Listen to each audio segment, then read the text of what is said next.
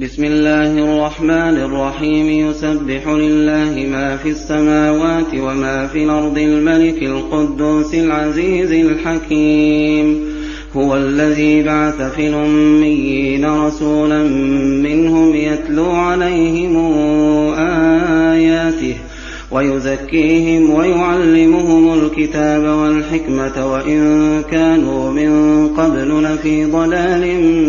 مبين وآخرين منهم لما يلحقوا بهم وهو العزيز الحكيم ذلك فضل الله يؤتيه من يشاء والله ذو الفضل العظيم مثل الذين حملوا التوراة ثم لم يحملوها كمثل الحمار يحمل أسفارا بئس مثل القوم الذين كذبوا بآيات الله والله لا يهدي القوم الظالمين قل يا أيها الذين هادوا إن زعمتم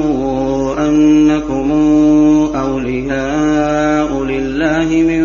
دون الناس فتمنوا الموت إن كنتم صادقين ولا يتمنونه أبدا بما قدمت أيديهم والله عليم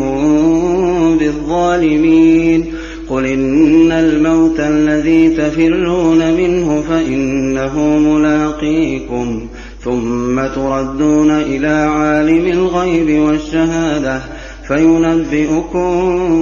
بما كنتم تعملون يا أيها الذين آمنوا إذا نودي للصلاة من يوم الجمعة فاسعوا إلى ذكر الله وذروا البيع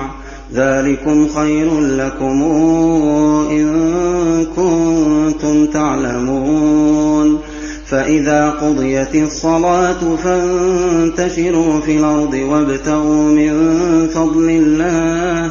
واذكروا الله كثيرا لعلكم تفلحون وإذا رأوا تجارة أو لهوا انفضوا